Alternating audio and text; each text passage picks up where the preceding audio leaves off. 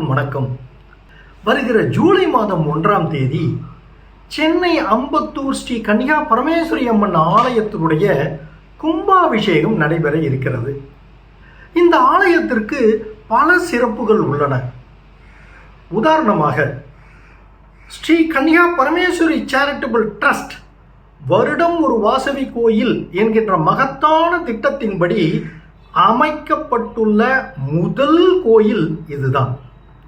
அப்புறம் பார்த்தீங்கன்னா, இந்த கோயில் இருக்கிற மூல விக்கிரகமான ஸ்ரீ கன்னிகா பரமேஸ்வரி அம்மனுடைய சிற்பம் காஞ்சிபுரம் மாவட்டம் இந்த பாலாறு ஓடுது பார்த்தீங்களா, அந்த பாலாற்றின் கரையில் இருக்கின்ற உயர் ரக கல்லை கொண்டு செய்யப்பட்டிருக்கிறது. இந்த அற்புதமான மூலவர் விக்கிரகத்தை வடிவமைத்தவர் யாருன்னு பார்த்தீங்கன்னா, பத்மநாபன் என்கின்ற மகாபலிபுரத்தை சேர்ந்த ஒரு ஓய்வு பெற்ற பேராசிரியர் அவர்கள் வடிவமைத்திருக்கிறார். அவர் சில சுவையான செய்தியை கூறினார். அந்த ஸ்தபதி, இந்த கல்லில் பார்த்தீங்கன்னா ஆண்கல், பெண்கல், அலிக்கல் அப்படிலாம் இருக்கான். அதில் அம்மனுடைய விக்கிரகம் செய்யணும் அப்படின்னா உயர் ரக பெண்கல்லை தேர்ந்தெடுத்து செய்ய வேண்டும் என்று கூறினார். அதன்படி இந்த ஆலயத்தினுடைய மூல விக்கிரகம் அமைக்கப்பட்டிருக்கிறது. நீங்களே இந்த ஆலயத்தை தரிசிச்சிங்கன்னா நீங்களே சொல்லுவீங்க, தமிழ்நாட்டில் இதை போன்று ஒரு அற்புதமான அருள் முகம் உடைய ஒரு கன்னிகா பரமேஸ்வரி அம்மனுடைய தேஜஸ்து மிக்க ஒரு சிற்பத்தை நாங்கள் எங்கேயுமே பார்க்கலன்னு நீங்கள் சொல்லுவீங்க.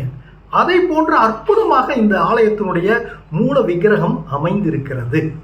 இன்னொரு சிறப்பு என்ன தெரியுங்களா, இந்த ஆலயம் சோழர் கால கட்டடக்கலையை அமைப்பாக கொண்டு அடிப்படையாக கொண்டு அமைக்கப்பட்டிருக்கிறது. கருவறையினுடைய மேல் பகுதி பார்த்தீங்கன்னா உட்கூட்டோடு அமைக்கப்பட்டிருக்கிறது.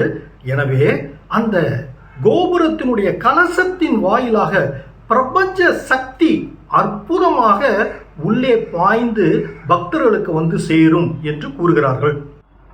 இன்னொரு முக்கியமான விஷயம், ஜூலை மாதம் 1ஆம் தேதி காலையில் 5:30 மணியில் இருந்து அம்பத்தூர் ஸ்ரீ கன்னிகா பரமேஸ்வரி அம்மன் ஆலயத்தினுடைய கும்பாபிஷேக நிகழ்வுகளை நம்முடைய தமிழ்நாடு ஆரிய வைசிய மகாசபாவினுடைய யூடியூப் சேனல் மூலம் நீங்கள் கண்டு மகிழலாம்.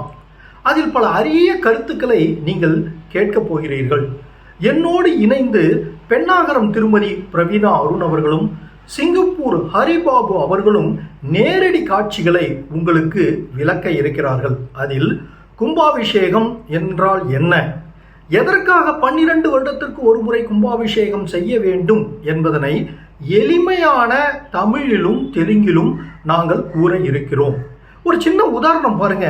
தேப்பெருமாநல்லூரில் உள்ள சிவாலயத்தினுடைய கருவறை தேன் கலந்த பாலால் அமைக்கப்பட்டிருக்கிறது என்கின்ற ஒரு அரிய தகவல்களையும், சிதம்பரம் நடராஜரால கருவறை இதயம் போன்ற வடிவம் உடையது என்றும், வேலூர் விரிஞ்சபுரத்தில் உள்ள மார்கபந்தீஸ்வரர் ஆலயத்தில் கருவறை ஓங்கார வடிவத்தில் அமைந்திருக்கிறது போன்ற பல சுவையான தகவல்களையும் நீங்கள் அறிந்து கொள்ளலாம். எனவே மறந்து விடாதீர்கள், ஜூலை மாதம் 1ஆம் தேதி காலை 5:30 மணிக்கு தமிழ்நாடு ஆரிய வைசிய மகாசபா யூடியூப் சேனல் மூலம் நீங்கள் இந்த கும்பாபிஷேகத்தினுடைய நேரடி காட்சிகளை கண்டு மகிழலாம். நன்றி, வணக்கம்.